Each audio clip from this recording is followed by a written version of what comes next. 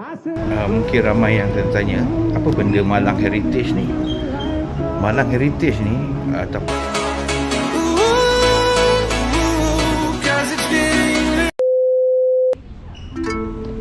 Ini dia si jali-jali. Assalamualaikum. Pagi ini perjalanan kami bermula di KLIA. Kereta diparkir di long term car park tidak jauh dari terminal. Suasana masih tenang, udara pagi terasa segar, seolah-olah memberi isyarat bahawa satu perjalanan indah bakal bermula. Penerbangan kami dijadualkan pada jam 7.50 pagi. Dan kali ini kami bertiga sekeluarga melangkah bersama membawa harapan dan rasa teruja. Tuan-tuan dan puan-puan, adik-adik sekalian, selamat datang ke lapangan terbang antarabangsa Juanda, Surabaya. Dan ini hanyalah permulaan. Kerana selepas Surabaya, kami akan menjejakkan kaki ke Bromo, menyaksikan keindahan alam yang selama ini hanya kami lihat di layar. Ketika ini kami menanti-nanti kehadiran Pak Angga. Pak Angga yang akan bawa kami sepanjang trip kami ni. Okey, yang ini adalah sejarah Surabaya, tetapi dia terlalu detail. Macam rasa macam nak masuk sekolah balik pula. Ni Pak Angga pun dah sampai. Beg kami terus muatkan ke dalam Avanza Pak Angga, dan kita akan memulakan perjalanan di Surabaya ini dengan ngobrol-ngobrol dululah. Kenal-kenal antara satu sama lain, tanya sejarah Surabaya. Kita ngobrol dulu. Kalau sini panggil darah biru lah, orang yang lebih terhormat, Pak. Kalau di Malaysia dipanggil bangsawan. Ya, bangsawan lah macam itu. Sak sama buaya itu, Pak. Surah ke, Pak? Surah itu sak. Sak? Hiu ikan. Oh, sak. Ikan hiu. Ya. Kalau buaya. Surah nama ikan lah. Ya, ikan. Buaya itu ya, buaya itu.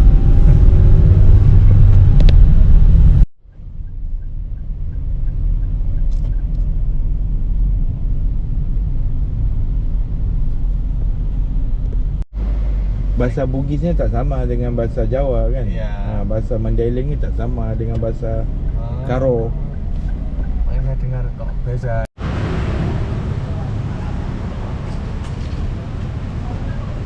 Maaf, saya boleh ambil gambar dulu sama-sama sini, Pak ya? Boleh.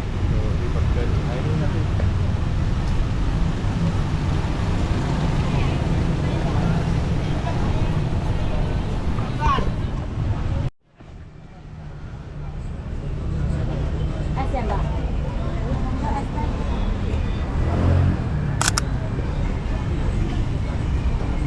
Kami berjalan kaki perlahan-lahan menuju Masjid Agung Sunan Ampel. Dan sebaik melangkah masuk ke kawasan ini, suasananya terus berubah. Hidup, meriah dan penuh warna.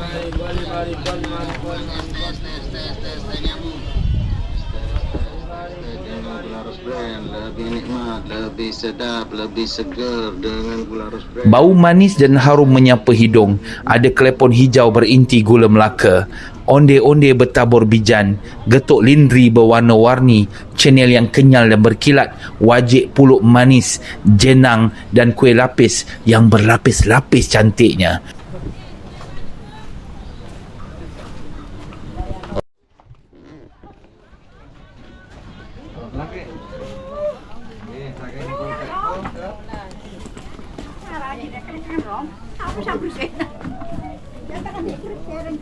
Semula ni aku 30 mah 30 aku 30 mah.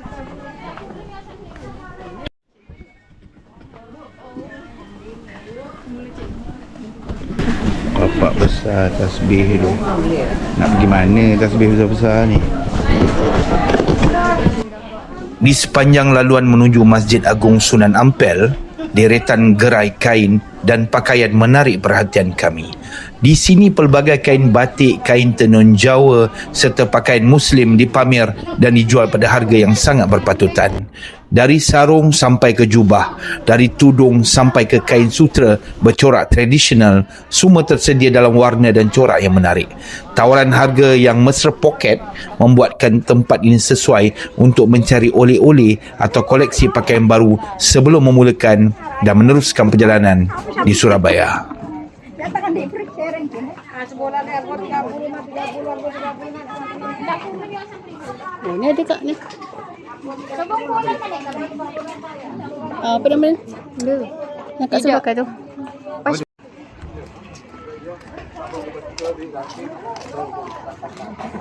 Jalan-jalan di Surabaya.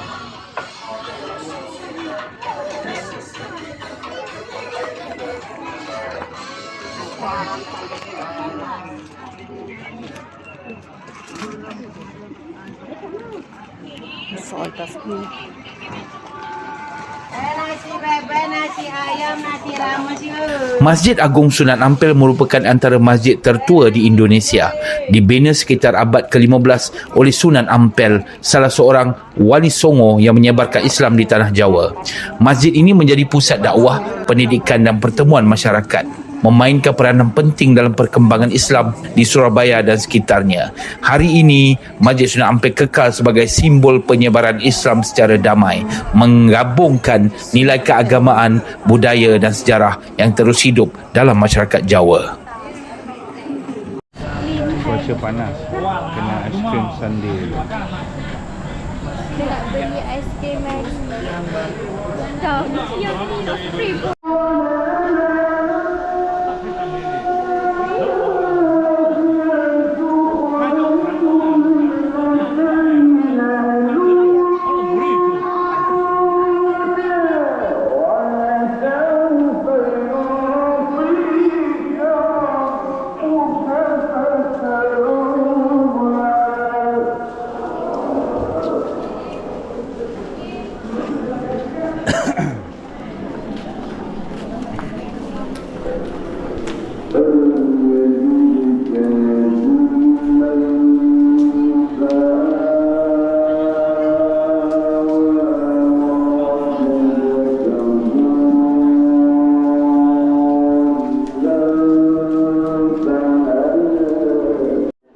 Kawasan makam Sunan Ampel merupakan antara tempat ziarah paling penting di Surabaya.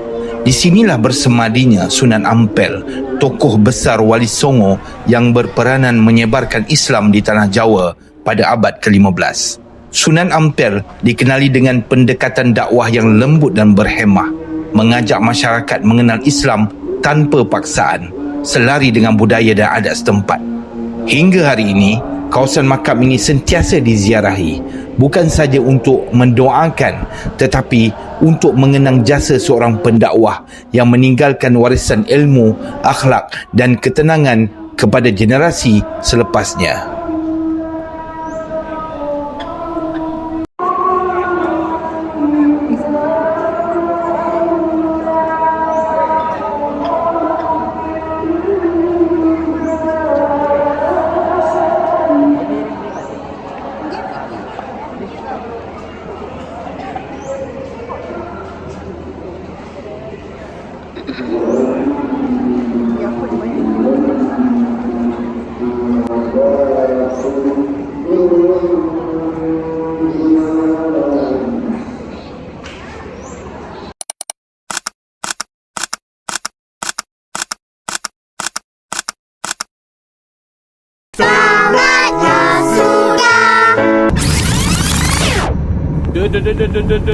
Mendet.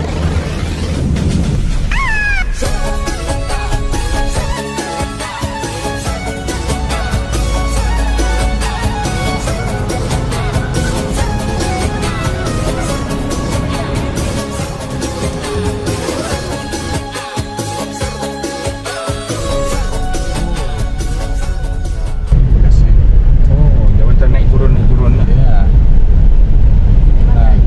Ada kapal lalu macam tu. Itu kalau di Medan besinya sudah hilang. Dari sini sama Pak. Sama juga. Sama juga. Tanggulangin dikenali sebagai pusat industri kulit terkenal di Jawa Timur, khususnya sejak tahun 1930-an. Industri ini pernah diuji dengan pelbagai cabaran seperti pandemik dan tragedi lumpur Lapindo atau lumpur Sidoarjo. Namun pengusaha Tanggulangi terus bangkit dan mengekalkan kualiti serta keaslian hasil tangan mereka.